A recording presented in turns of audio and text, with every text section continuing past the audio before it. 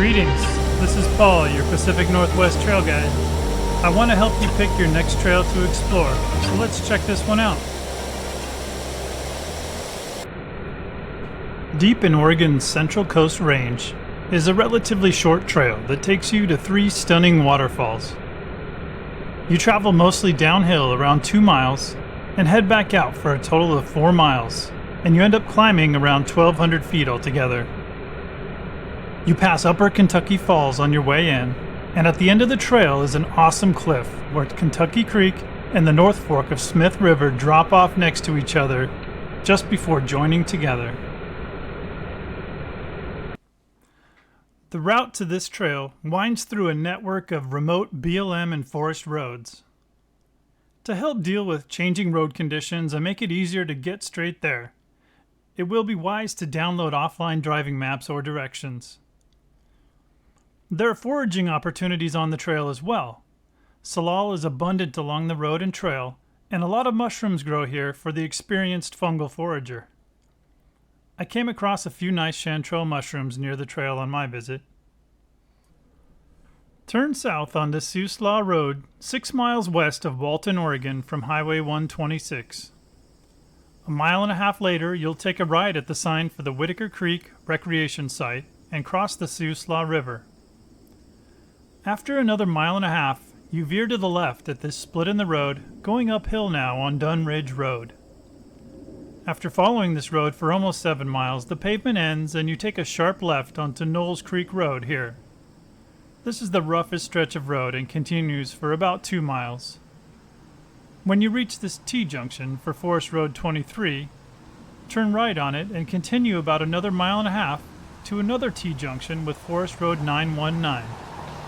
You turn right here and you'll be on Forest Road 919, which you follow the rest of the way to the trailhead less than 3 miles off. North of the parking area, follow the road across Kentucky Creek and pick up the trail on the other side of the road.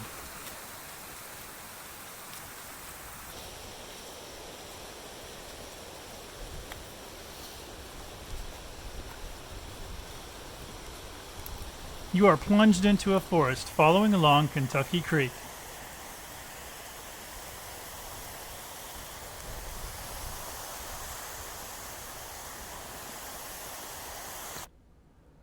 The first section of the trail takes us on a mostly gradual downslope along the creek, less than a mile to Upper Kentucky Falls. There's a little rhododendron growing up there on top of that thing.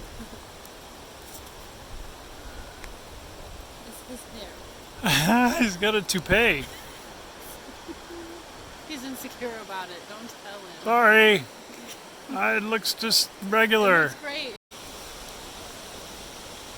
The trail is cut into a steep slope here, with the creek flowing along far below you.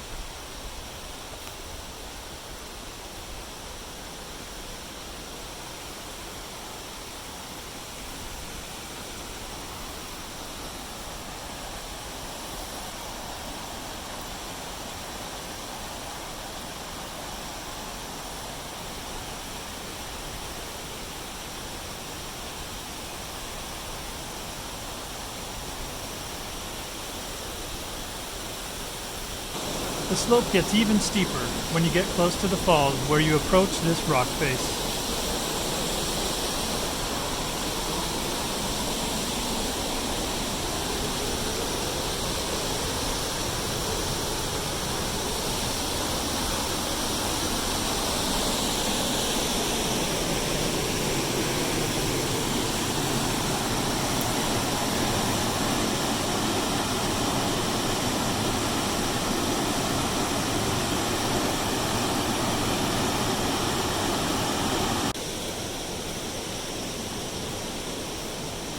The trail switches back and goes down a little steeper to the bottom of the waterfall, which you get a great view of all the way down.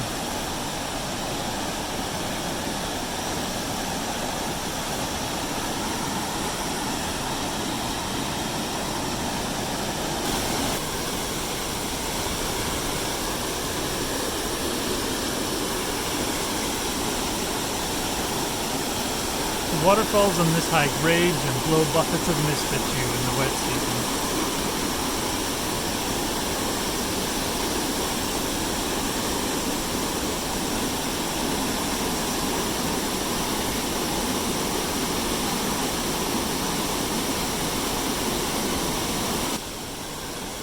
The next section of the hike takes you the rest of the way in, less than a mile and a half to the other two waterfalls, crossing Kentucky Creek along the way.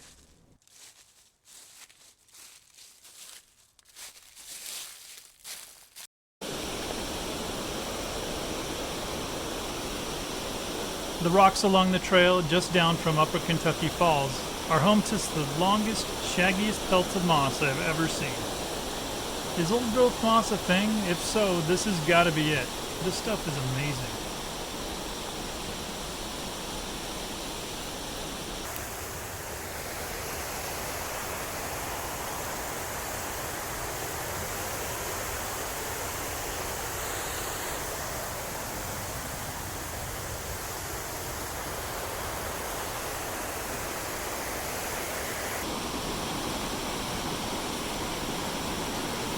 When you reach the long, sturdy bridge crossing Kentucky Creek, you only have a short, straight stretch to go before you pass a campsite and start the next big descent on this hike.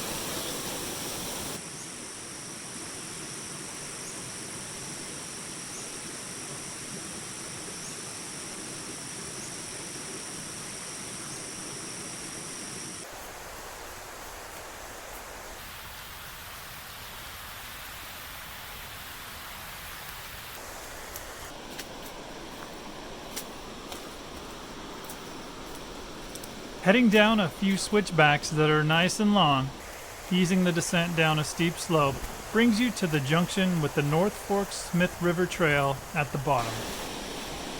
Continue straight past it to approach the end of the Kentucky Falls Trail and the two waterfalls there.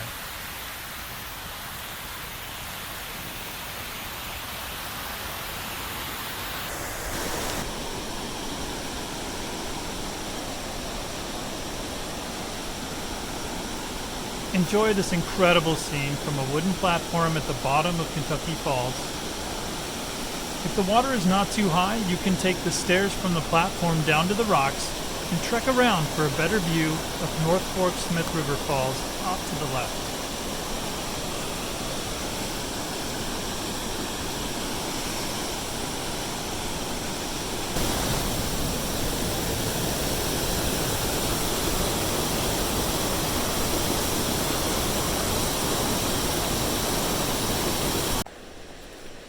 A nice climb awaits you on your way back out to the trailhead the way you came. It's a great time to slow down and notice some bits of beauty you might have missed in this lush old forest.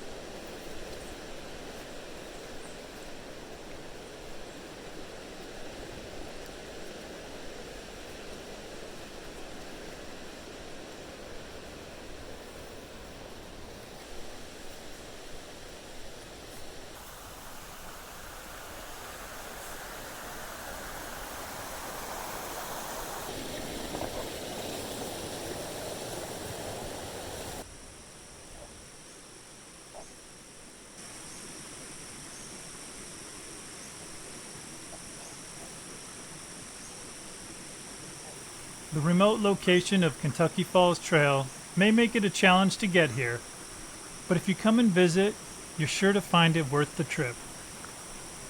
You might even see it as an advantage and enjoy a nice drive through the wilderness that has some nice sights of its own.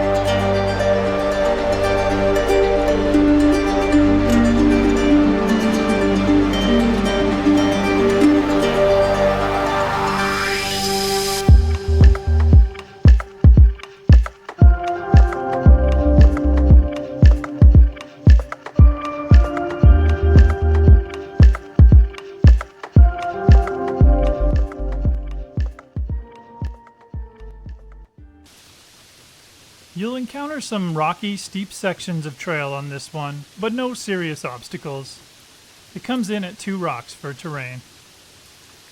This is a well-covered trail, and even though it is on the coastal range, it's not very high up, so not much to consider for elements. It's a little less than your average day hike for length, giving it 2 boots. The trail is designed in such a way to really ease the climb on the steep slopes down to the waterfalls. But you do cover enough climbing overall to rate this in the middle of the road for climb at 3 mountains. That's all for this edition of Pacific Northwest Trail Guide. I hope I have or will soon help you pick your next trail to explore. I scouted this trail in November of 2021, but trails are always evolving. If you pick this trail and encounter any changes people might like to know about, please help out your fellow explorers by sharing in the comments on this video. I've shown some of the beautiful sights of this trail in what feeble capacity video can render. A picture may be worth 1,000 words, but an experience with all of your senses cannot even be conveyed in pictures or video. So don't take my word for it. Get out there and see it for yourself.